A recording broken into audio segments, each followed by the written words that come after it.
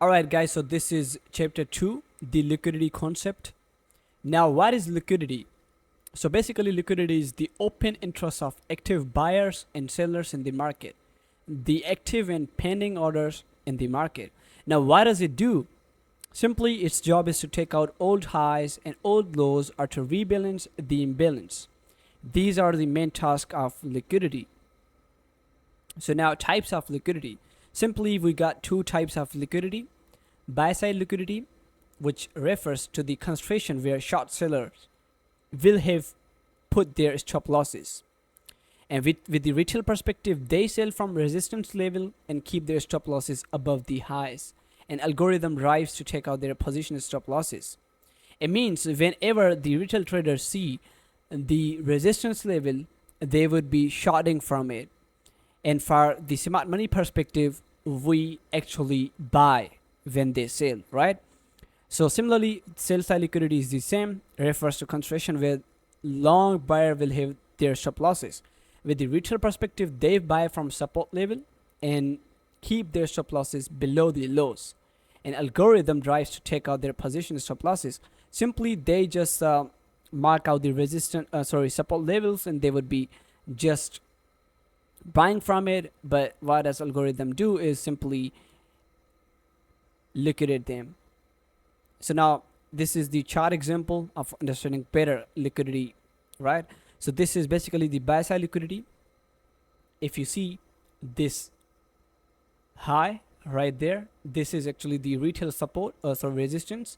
They would be selling from it, but what would we do is simply buy when they sell from the resistance. This is for us the liquidity stop losses of the retail traders, right? So now the sell side liquidity is pretty simple and pretty similar. The all lows, wherever you see this low, this low, and that low, these all lows are simply the sell side liquidity, right? This can be the retail support level, so they would be buying from there, and when they buy from there, it means we would be selling, right? Simply. Now the fair value gap, I've told you about the imbalance, right? So simply fair value gap is what we call an imbalance. It happens when the market displaces within an energetic move, which offers a gap, and algorithm rebalance the price to liquidate early buyers and sellers. So it is basically the displaced gap, right? Whenever we see the energetic moves price offering us, then all the other people will be just buying and buying. They don't know what is happening, but we will be watching a gap retracements, right? So simply a fair value gap is a three candlestick pattern that forms in any time frame. A bullish fair value gap BC is marked when we see a gap between the first candle high and third candle low. And similarly, a bearish fair value gap CB is marked when we see a gap between the first candle low and third candle high. I would be showing the examples to understand it better, right? So simply, it's a chart example. We got three candles, right? It is basically three candles pattern. When we see the bullish example, we'll be thinking of number one candle, number two candle, and number three candle, right? We are watching the gap between these three candles. Okay, now how would we measure the gap? If you check it out, this candle's high, up close candle's high, and this up close candle low, right? There you are seeing the wicks are not touching with each other. There is a gap which we call fair value gap, right? So simply this is imbalance. And for the bearish example, we see three candles, 1, 2, and 3. This candle's high and this candle's low is a fair value gap, right? So now we'll be moving on to internal range liquidity and external range liquidity correlationship. Now internal range and external range liquidity. So simply external range liquidity is a fair value gap, right? Price retracement into a fair value gap is simply the internal range liquidity. And if we talk about external range liquidity, then simply price moves above the old highs and below the old lows, which is called external range liquidity. Now market always goes from internal range liquidity to external range liquidity. By understanding internal range liquidity and external range liquidity, we can have a way to know where the next drawn liquidity is, right? So simply it's the game changing thing, if you're understanding it, then you will clear buys. You will be simply understanding, oh, okay, it is now taking out the external. Simply, now it's time to go to internal vein liquidity, right? Let me show you the chart examples. So there is a chart example. So here you can see the sell side liquidity is external vein liquidity, and this fair value gap, which is internal vein liquidity. Whenever we see the external has been taken out, now its turn is to go to internal vein liquidity, right? Let me show you another example. So this is basically another example. When we see prices taking out internal, then it will be turning into external, right? So price is taking out the external vein liquidity, which is there, and simple, and other internal vein liquidity, then external, then internal, and then external.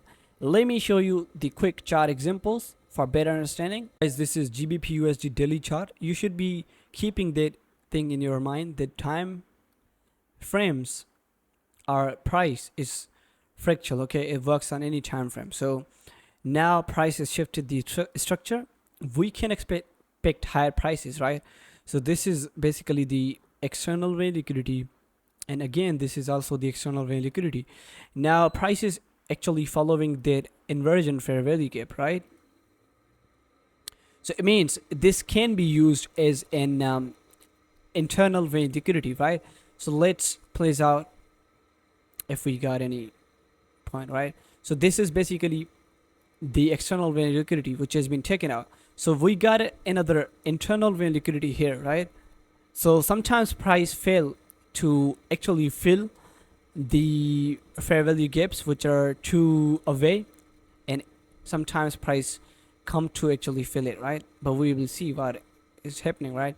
So this is also, these all gap is internal range liquidity, right? Let's just mark it. Okay, so this is basically the internal vein liquidity, and again these highs are the external vein liquidity, right? Let's make it ERL.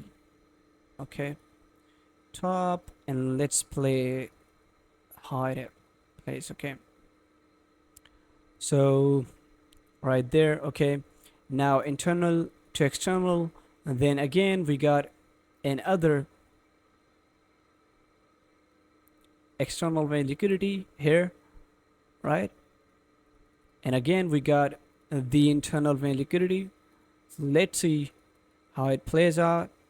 Okay, internal vein liquidity, you know, this time and price is actually fractal, so we should be not thinking of any lower time frames. It works in any time frame, right? So again we got external vein liquidity, and we got internal vein liquidity too, right? So this is basically the internal vein liquidity, which is called the fair value gap. So let's play it out, how it plays out. Okay, the external vein liquidity has been taken out, and again we got the internal vein liquidity. So this is how actually price works. Okay, this was the quick example of internal vein liquidity and external vein liquidity. Thank you so much guys for watching this video.